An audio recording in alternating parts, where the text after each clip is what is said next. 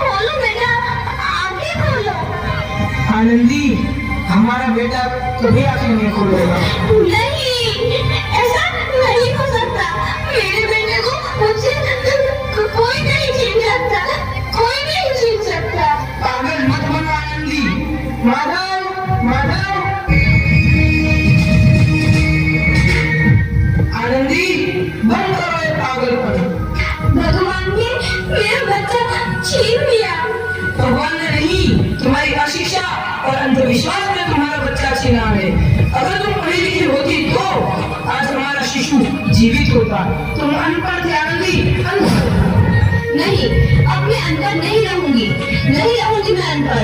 मैं पढ़ूंगी ताकि कल किसी और आनंदी को इलाज के अभाव में अपना बच्चा ना खोना पड़े। शाबाश आनंदी, और यही तुम्हारे अपराध के लिए प्रायश्चित भी है।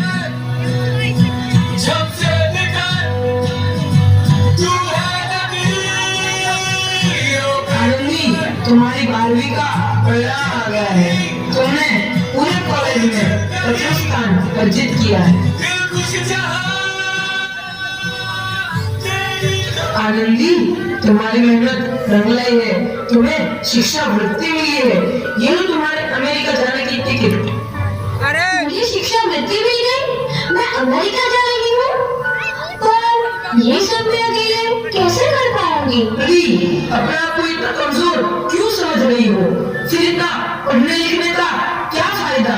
तुम अभी गवार की गवार नहीं हूँ मैं अब गवार।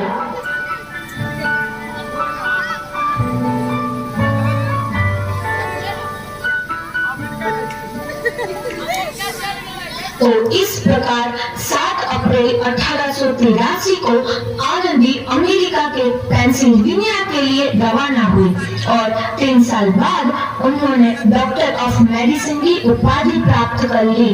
इधर आनंदी के पिता की तबीयत बहुत खराब है। आगे क्या होता है देखते हैं। लगता है अब मेरे जाने का समय आ चुका है। अब मैं नहीं बचूंगा। ऐसा मत बोलो। शहर के सिटी हॉस्पिटल में अमेरिका से डिग्री लेकर कोई बड़ा डॉक्टर आया है। एक बार वहाँ चलकर दिखा लेते हैं। हाँ, सही बोला भैया। कम से कम दिल को तसल्ली तो मिल जाएगी। हाँ हाँ, चलो चलो जल्दी हॉस्पिटल चलते हैं।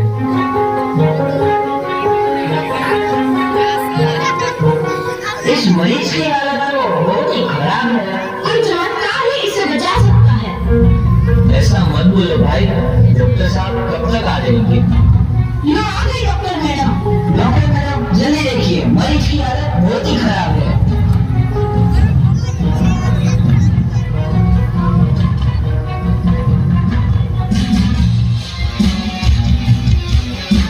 अब आप बिल्कुल ठीक है। मौत के मुंह से आपको बचाया है डॉक्टर मैडम ने। डॉक्टर साहब ने मुझे बचा लिया। मुझे मिलना है डॉक्टर साहब से।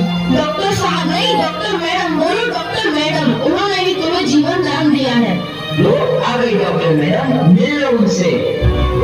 डॉक्टर मैडम, आपका बहुत बहुत धन्यवाद। आपने मेरी जान बचाई। इसके बदले में मैं गरीब भला आपको क्या दे सकता हूँ?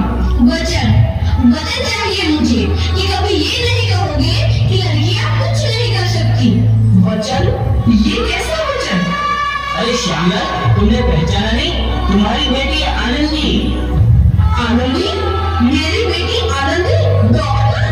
हाँ बापू, वही आनंदी जिसके लिए बचपन में तुमने चूल्हा और दूल्हा के अलावा कुछ नहीं सोचा था। आनंदी, आनंदी मेरी बेटी, मुझे माफ कर दे। मैं तेरा गुनहगार हूँ बेटी। नहीं नहीं बापू, वही आनंदी जिसके हाथ पीले करके तुम उसकी सारी जिंदगी काला कर देना चाहते थे। माफ कर दे मुझे मेरी बच्ची, माफ कर दे। मैं तेरा अपराधी हूँ मेरी बच्ची, माफ कर दे। नहीं बापू, मैंने तो तेरा एहसान चुकाया है। याद है ना अपना एहसान जो बचपन में तुमने मुझ पर किया था? ताने सुना सुना कर जीते जी मार डाला था मुझको। अब बोल, और किस किस को मारेगा? आनंदी बेटी, मुझे माफ कर दे मेरी बच्ची। मैं तेरा गुनहगार हूँ। बापू, आपने ही तो बोला था किताबें सिर्फ बेटों के हाथ में अच्छी लगती है, बेटियों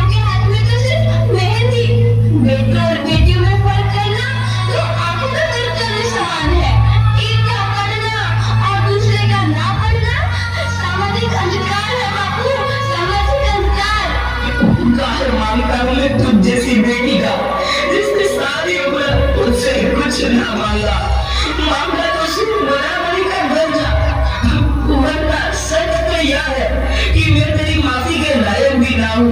मुझे बाप तेरी बराबरी कर सके उसके मैं लायक भी ना हूँ। मेरी बेटी लायक भी ना हूँ। अपने बापू को क्या माफ नहीं करोगे आनंदी? माफ कर दो आनंदी, माफ कर दो। सुबह का भूला यदि शाम को घर लौट आए तो उसे भूला नहीं कहते। बापू। तो इस प्रकार आनंदीबेन जोशी ने अपनी मेहनत और अटूट इरादे से न केवल भारत की पहली महिला डॉक्टर बनी, बल्कि आगे चल के उन लड़कियों के लिए सुनहरा रास्ता दिखा गई जो जीवन में कुछ करना चाहते थे।